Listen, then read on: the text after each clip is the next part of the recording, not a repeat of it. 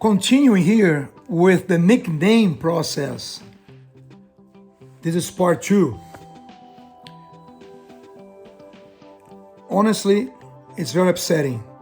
Not only in America, I think everywhere outside Brazil, people have no clue. Research more. Respect the art. Respect your students. People make fun of you guys and sometimes you have no idea.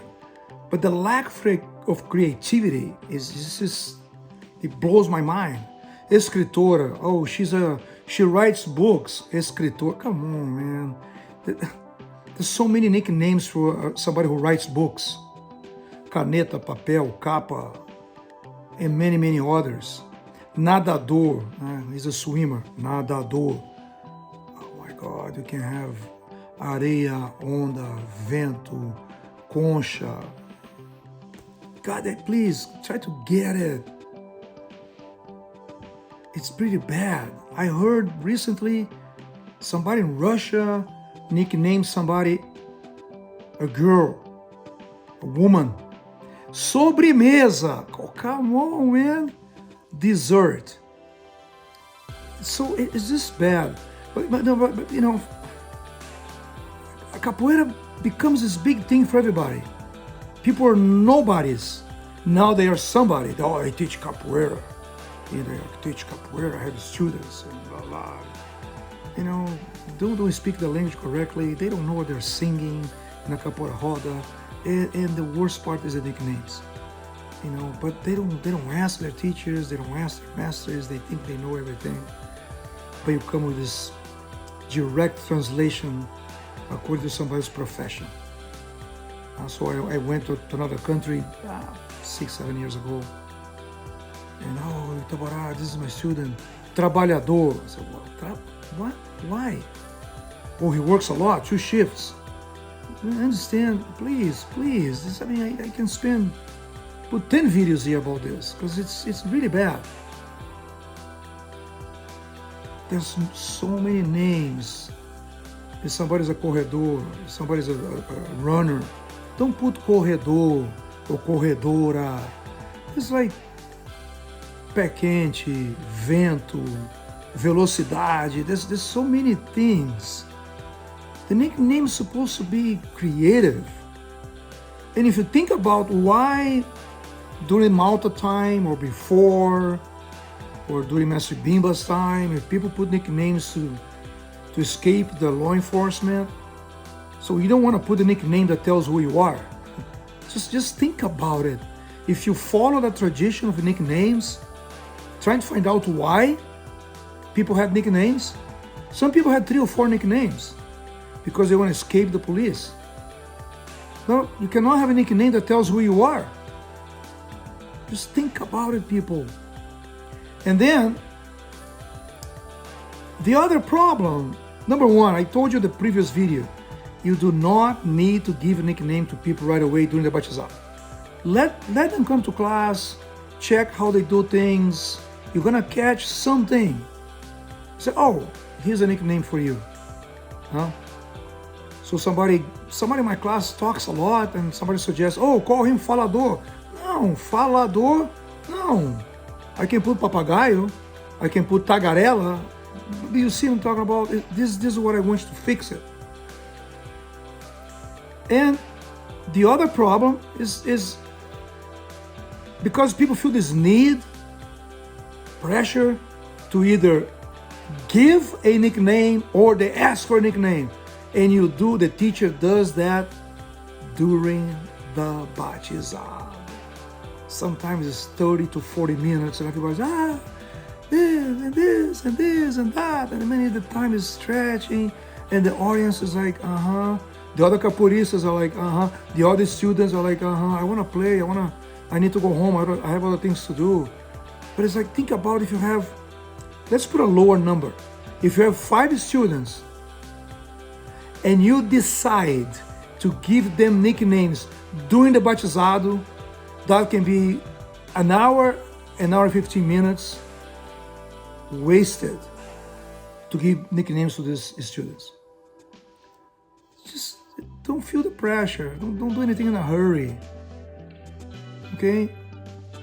Now, on the other side, we also have the extremes. What do I mean? People nickname their students names of the African gods or goddesses, the Orishas. No? The Orishas. Imagine somebody comes to a Kapur event. What's your nickname? Obulu. What's your nickname? Ogun. Seriously? Where are you? What's the process? Now imagine if I come to a Kapur event. What's your name? Jesus. Your nickname? Jesus. Or Krishna. What's your nickname? Ganesha. Ah, wow. Just think about it. Please. Another extreme is when people, because there's no guideline. Usually people don't ask Brazilians, they don't ask a master for guidance. People do whatever. So another bad things that happen, people find very fancy nicknames for themselves. They pick up with a higher title in Candomblé. Oh, my nickname is Alabé. Like, oh, wow. They give nicknames to themselves.